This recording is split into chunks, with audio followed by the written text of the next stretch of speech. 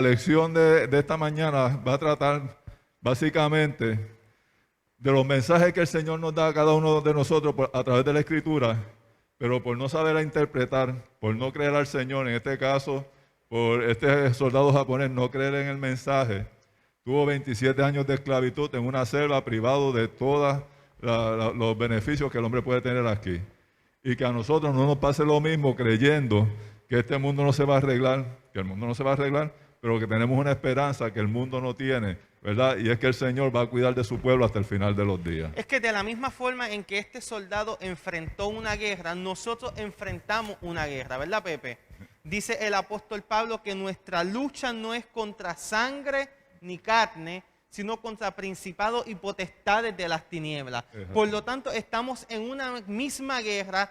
Y de la misma forma en que esa guerra ha terminado, la de nosotros también terminó con el sacrificio de Cristo Jesús en la cruz del Calvario.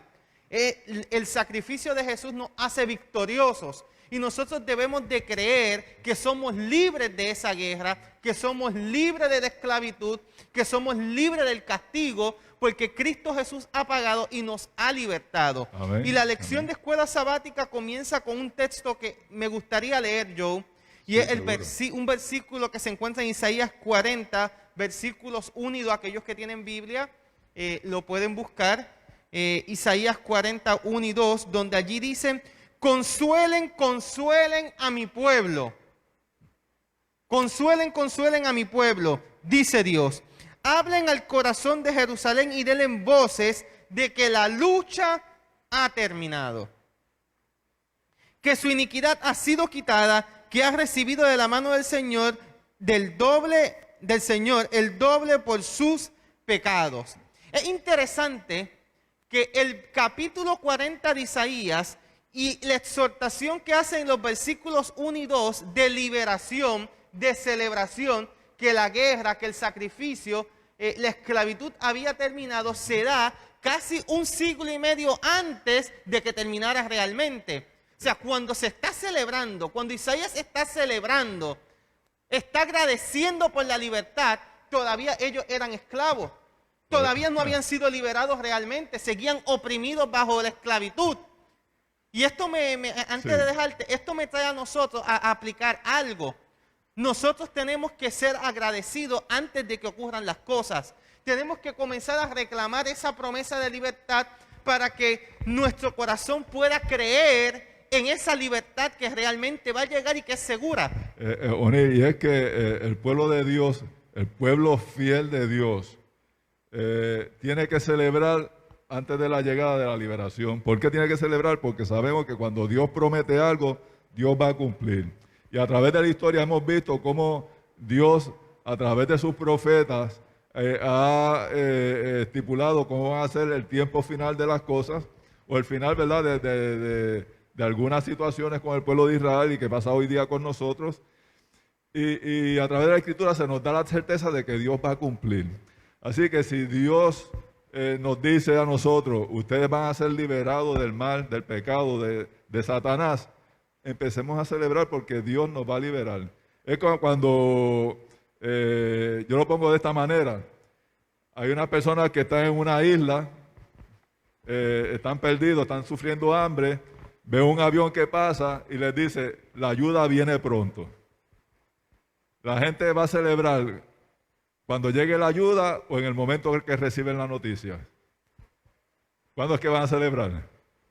En el momento que reciben la noticia, ¿sabes? La ayuda no ha llegado, pero ya empiezan a celebrar, la ayuda va a llegar. Y en este caso Dios nos está advirtiendo a nosotros, como le advirtió al pueblo de Judá en aquel tiempo, de que la ayuda va a llegar. Y entonces el pueblo se le invita a celebrar. Pero los que celebran son ¿quiénes?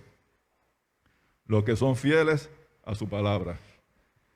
Si las personas no son fieles a la palabra, es palabras que se las lleva el viento y van a sufrir más de lo que deben de estar sufriendo. Y fíjate de algo, siempre nosotros pensamos que la libertad es del pecado, siempre pensamos que la libertad es algo generalizado, algo que es en común de todos nosotros. Pero hay cosas que nos afectan a cada uno de nosotros, hay cosas que individualmente afectan tu mente, en la cual el Señor te dice en esta mañana, yo te voy a librar de eso. Amén. Yo te voy a liberar de eso. Ten consuelo, ten esperanza, ten paz, que eso que no te deja dormir, ese trabajo forzado que estás haciendo durante posiblemente unos meses, una semana o unos años, Dios lo va a sacar de ahí y te va a dar una libertad especial. La lección trae el punto de que ellos estaban haciendo un trabajo forzado.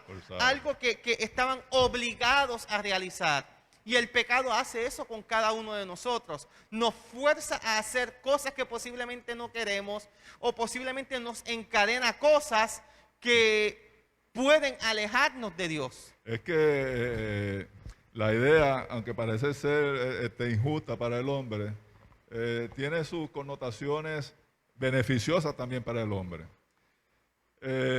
Cuando Dios le dijo a Adán, ¿verdad?, que con el sudor de tu frente, ¿verdad?, iba a comer de la tierra, no era una maldición que Dios le estaba dando a Adán. ¿Era qué?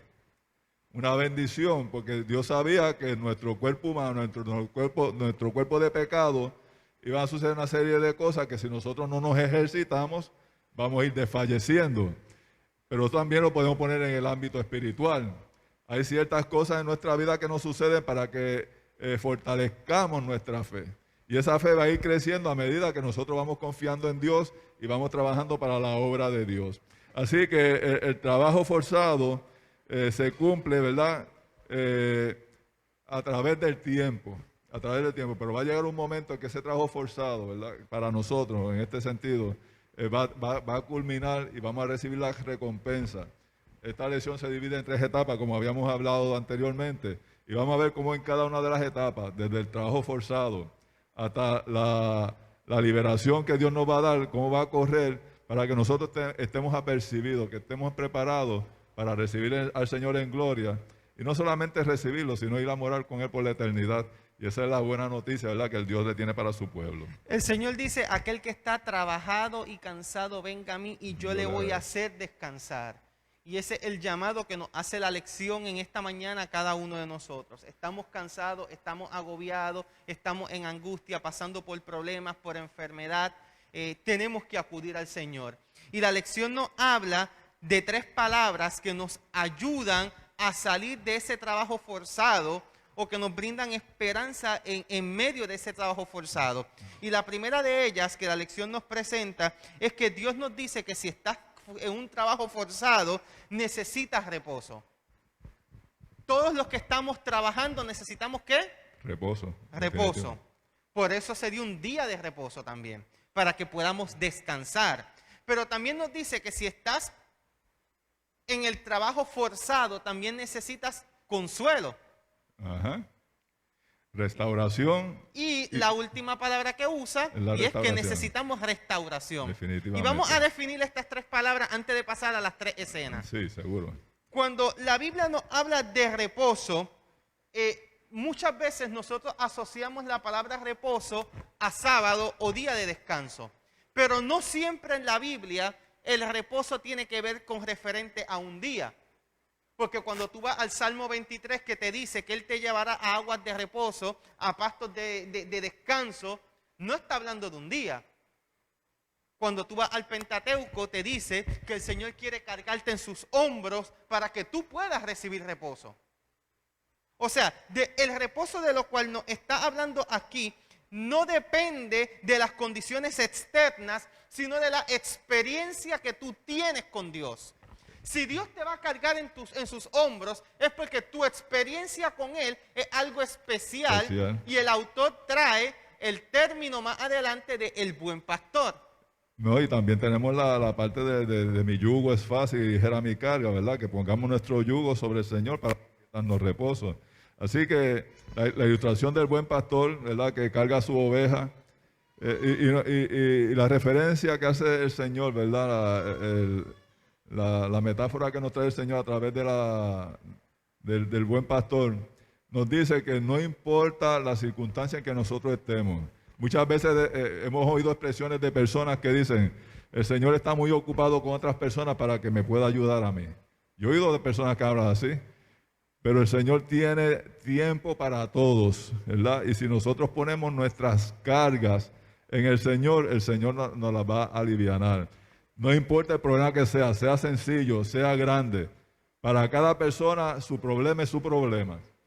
Para otro quizás, Es algo sencillo. para unir, mi problema no es problema para él. Y es algo sencillo, pero Ya, para sí. ti te agobia y te destruye. Exacto, y entonces para esas personas que le agobian y le destruyen su ser, su espíritu, sus emociones, el Señor está ahí y nos ha dado por sus promesas de que está ahí para alivianar nuestras cargas y darnos reposo. Pero fíjate algo, la lección en el libro de Isaías en el capítulo 40 va más allá de alivianar nuestras cargas, sino que el reposo allí lo que significa es un cese de la peregrinación, del cautiverio, del trabajo o de lo que te aflige. Es O sea, así. Dios quiere eliminarlo para que tú puedas tener una paz duradera. Un reposo de nuestras luchas, Así mismito es. que muchas veces nos agobian, nos drenan, ¿verdad? Nuestro ser, porque no hay nada que drene más al ser humano que las emociones, ¿verdad? Y estas emociones cuando son negativas por entes externos en nuestra vida, pues nos sobrecargamos. Pero el Señor dice que tengamos reposo en Él. O sea, que confiemos y le dejemos las cargas a Él para que entonces Él solucione nuestros problemas. La segunda palabra que la lección nos trae, y vuelvo y repito, antes de pasar a las tres escenas, Sí. creo que es importante que analicemos estas tres palabras, es la palabra consuelo. Consuelo.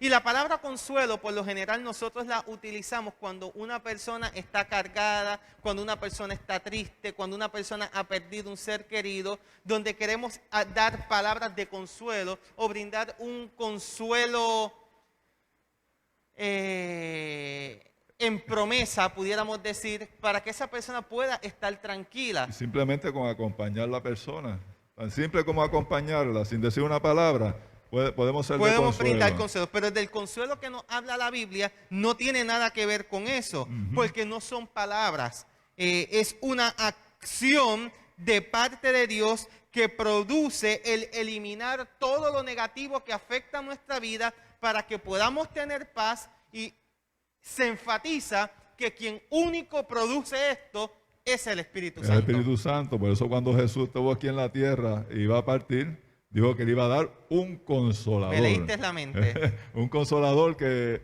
va a estar con nosotros hasta el fin de los días, ¿verdad? Así que el Señor está haciendo provisión para cada una de las etapas de nuestra vida. Está haciendo provisión para cada uno de los procesos, para las personas que han luchado, que han trabajado, que están sobrecargados. El Señor ha provisto para que ellos tengan reposo y tengan su consuelo. Y fíjate, esa palabra consuelo, como mencioné, no es una palabra, es una acción donde nos dice que Dios no es un Dios de palabra, sino es un Dios De acción, de hechos, de hecho. un Dios de acción, que si Él prometió, Él lo va a Él lo va a cumplir. cumplir. Y la tercera palabra que nos trae es la palabra restauración. ¿Y qué es restauración, Joe? Nosotros tenemos una condición, vamos a ponerlo así. Nosotros tenemos una condición que es manejada por el pecado que hay en nuestras vidas. Y ese mal que llevamos del pecado, ¿verdad? Y de las cosas que nos pasan a diario, que nos invitan a luchar, a pelear y que nos cansamos de ellas, Dios ha prometido que va a restaurarnos, ¿verdad? En su totalidad. La restauración quiere decir es volverlo a ser como en el principio. En el caso de nosotros, nacimos con pecado, ¿verdad? No sería ese el concepto, pero es llevarnos a ese punto, ¿verdad? De una vida plena, de una vida de gozo, de una vida en la cual podamos decir vale la pena vivir, pero también una vida en que podemos decir vale la pena trabajar para otros, porque la restauración mayor, por lo que yo he visto, por mis experiencias, por lo que he leído, la restauración mayor del ser humano es cuando se da a trabajar por otro ser humano. Hay tres palabras que nosotros usamos mucho y creemos que son sinónimos y no lo son. Y son la palabra restauración, restitución y vindicación. Cuando la Biblia nos habla de restaurar, nos habla de colocar en el lugar anterior. Cuando te habla de restituir, es cuando algo te es quitado y se te devuelve. Y cuando habla de vindicación, lo que habla es de cuando vindicar es sinónimo de vengar.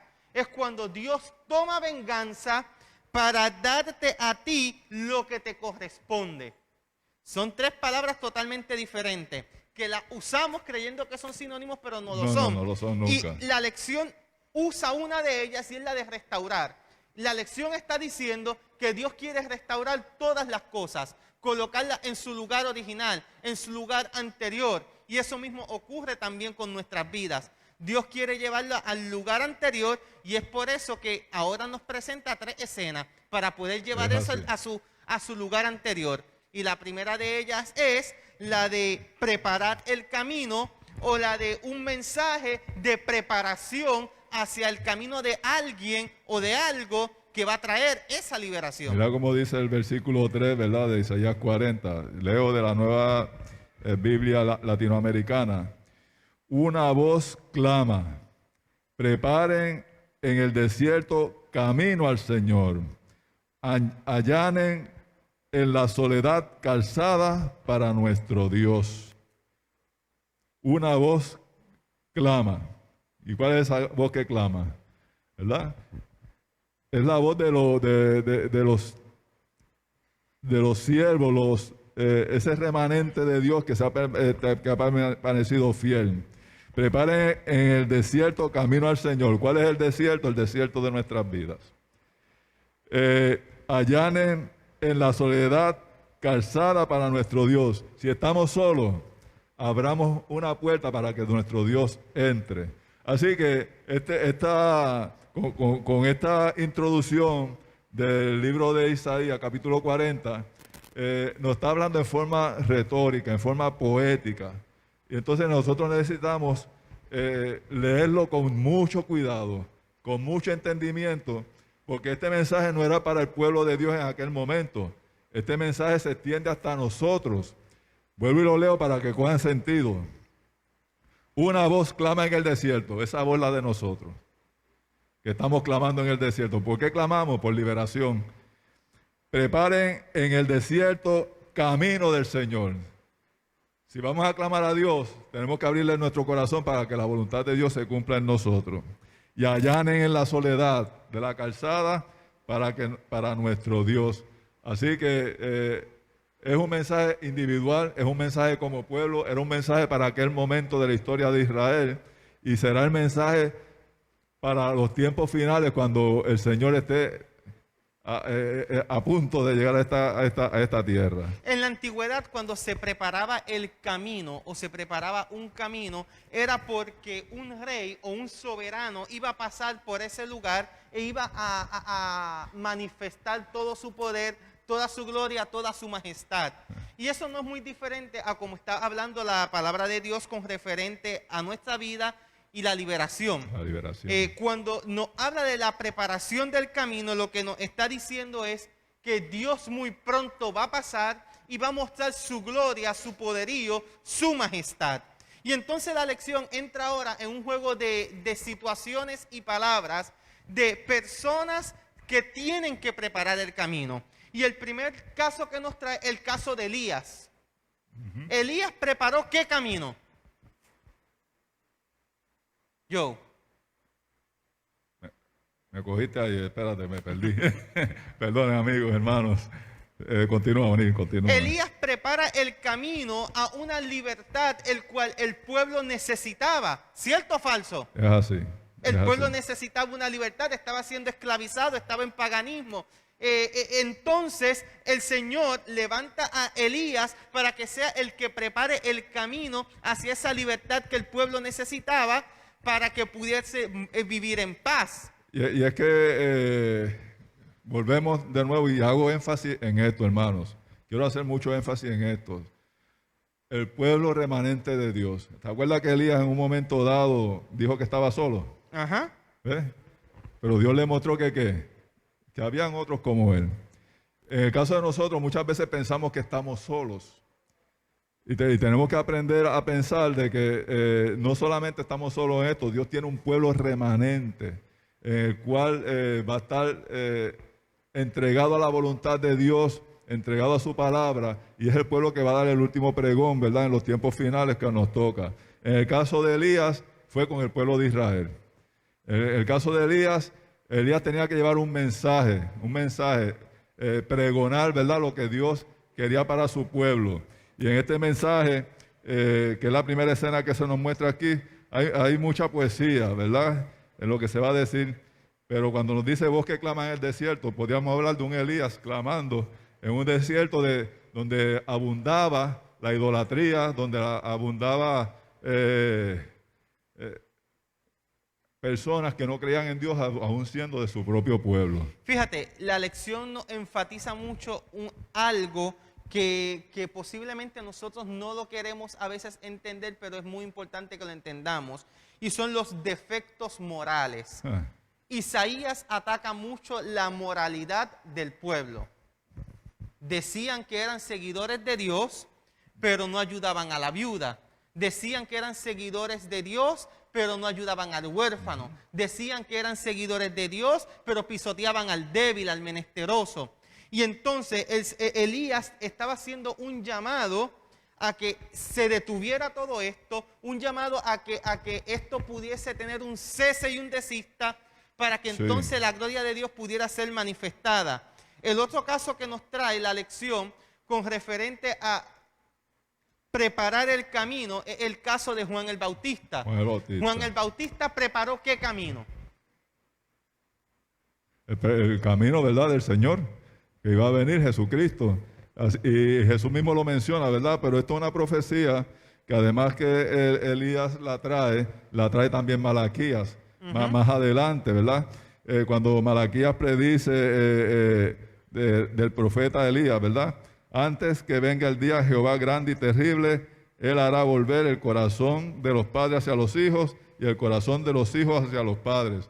Y estamos hablando de que Jesús aplicó esta profecía tanto a Elías como a Juan el Bautista en ese momento, ¿verdad? Como nos dice Mateo 11:14.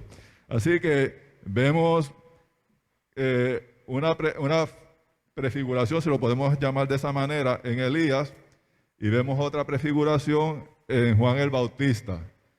Ahora, como hemos aprendido a través de este trimestre en las lecciones, hay un momento actual, que es el momento de Elías, un momento futuro, que es el caso de Malaquías con Juan el Bautista, y hay un momento final. ¿Y cuál es ese momento final? En estas predicciones, ¿verdad? En la preparación del camino, el momento final es el que somos cada uno de nosotros. Cada uno de nosotros se nos llama a preparar un camino, y es el camino para la segunda venida de Cristo, el camino para encontrarnos con nuestro Rey y nuestro Salvador.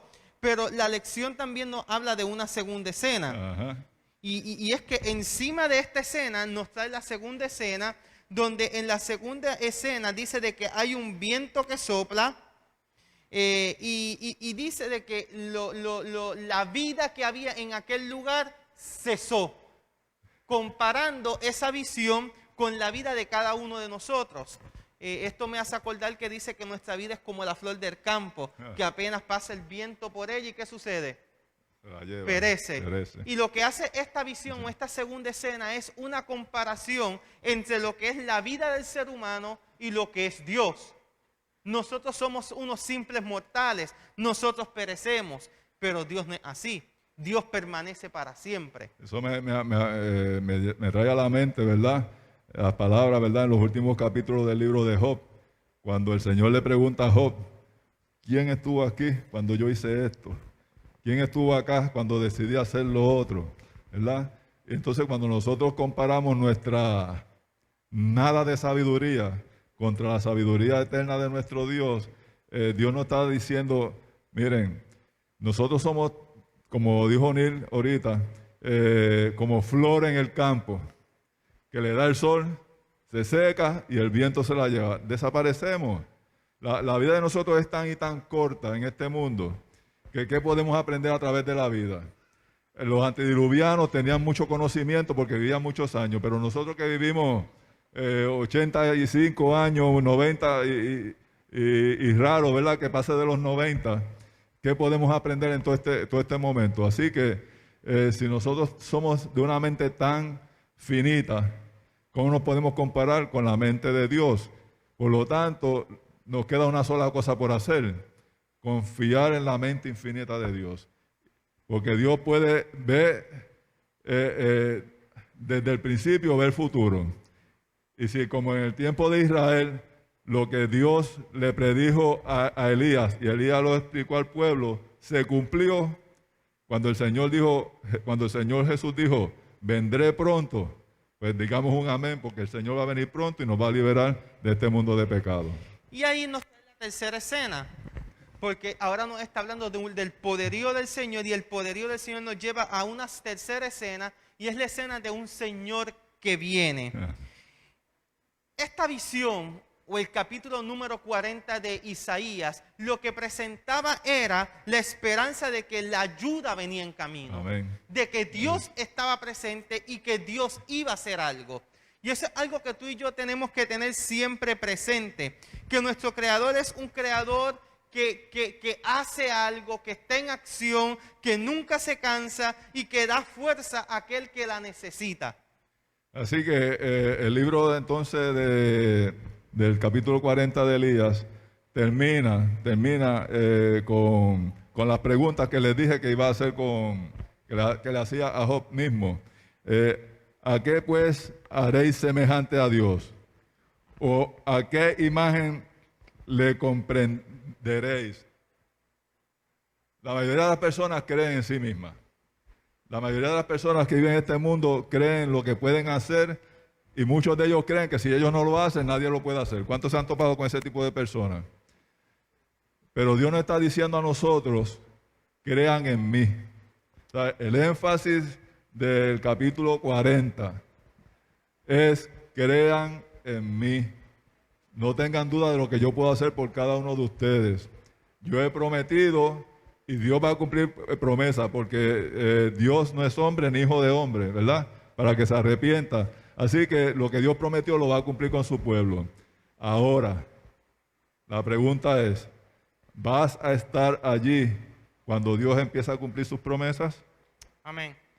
Ojalá y que sí, ¿verdad? Que cada uno de nosotros estemos preparados y estemos listos para el encuentro con nuestro Dios. Y con esto, hermanos, finalizamos la discusión de la lección en esta mañana. Vamos a inclinar el rostro para orar y pasar a la segunda parte de nuestro servicio. Oramos. Señor y Dios que estás en el cielo, te agradecemos por las promesas que tú le tienes a tu pueblo. Amén.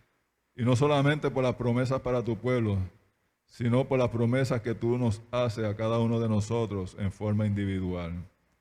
Señor, queremos creer en tus promesas, queremos creer en tu palabra. Y como decía aquel hombre a Jesús, Señor, ayúdame en mi incredulidad. Te pedimos que tú nos ayudes también a nosotros en nuestra incredulidad. Que podamos tener nuestra mente abierta, nuestro espíritu dispuesto para recibir tu palabra y demostrar con nuestros hechos, demostrar con nuestras acciones de que somos hijos tuyos porque hemos confiado totalmente en ti. Nos ponemos en tus manos, Señor, como ponemos en tus manos el momento del culto de adoración. Por Jesús. Amén, Señor. Amén. Que tengan feliz sábado.